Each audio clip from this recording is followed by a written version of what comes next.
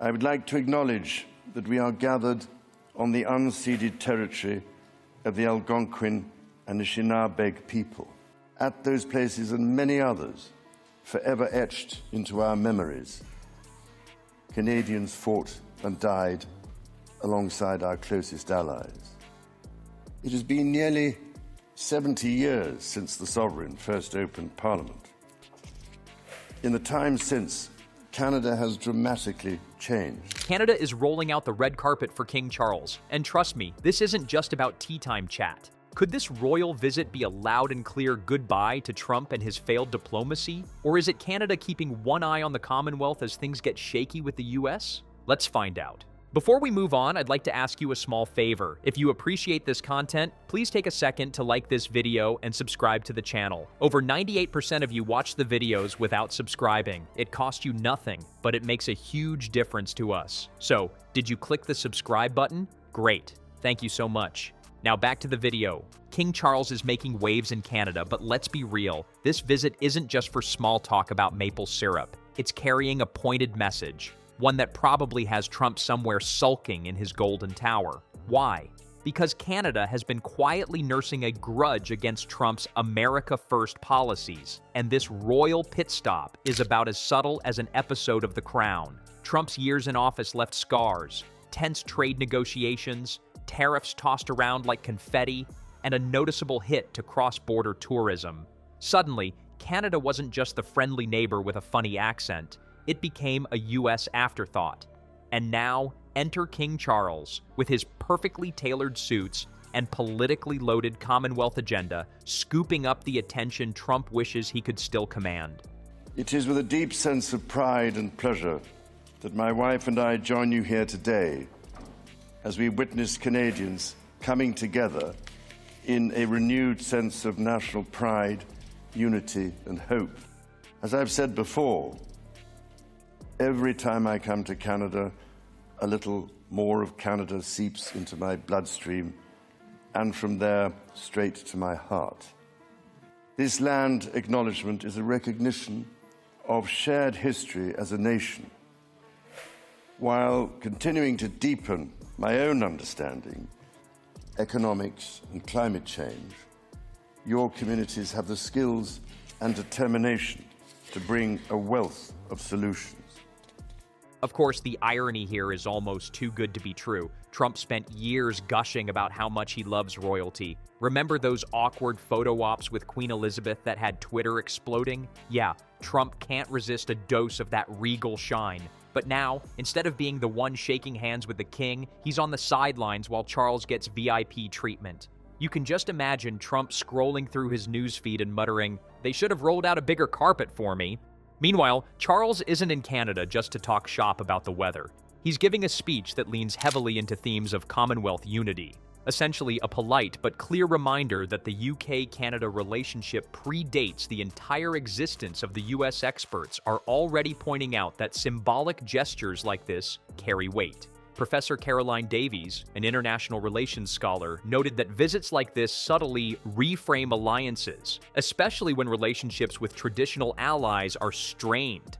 Think of Canada casually texting the UK, "You up?" while leaving the US on red. Make no mistake. This is my 20th visit to Canada, spread over the course of more than half a century, and my first as sovereign. De Victoria, en Colombie-Britannique, et d'Arviat au Nunavut.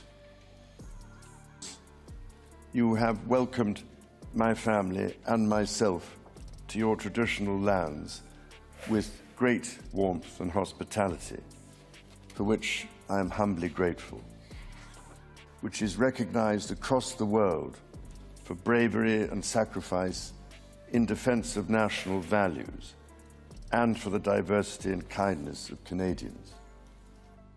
This isn't Canada bowing to the crown for old time's sake.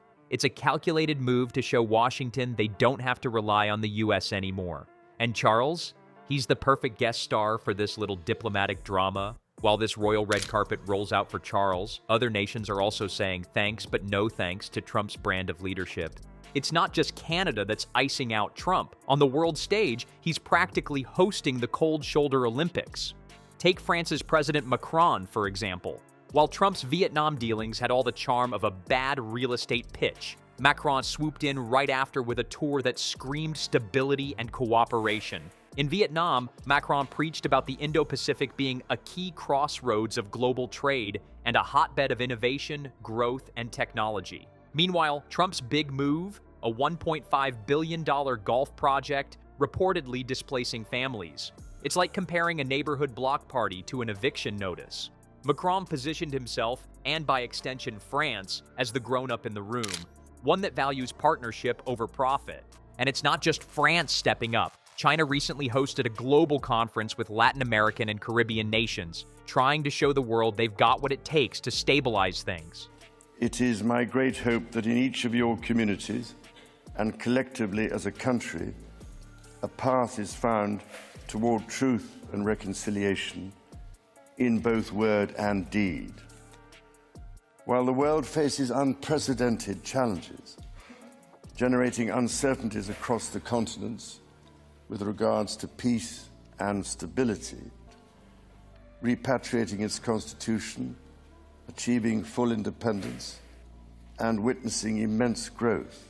Trump's policies left a vacuum, and China is gleefully positioning itself as the alternative. You don't see Xi Jinping slapping tariff threats on Europe every other Tuesday now, do you? Even the tourism scene has turned against Trump.